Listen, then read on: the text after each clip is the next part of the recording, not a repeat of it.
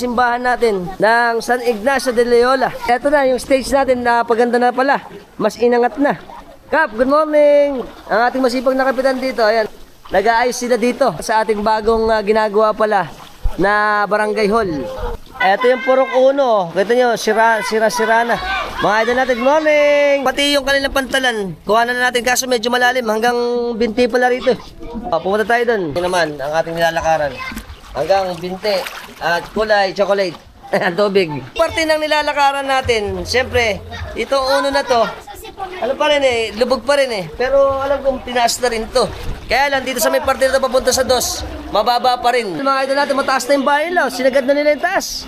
Parang mga 8 hollow blocks na siguro to. Ano? Ayan, salamat. Dito tayo pupunta. Punta yung Purok 2.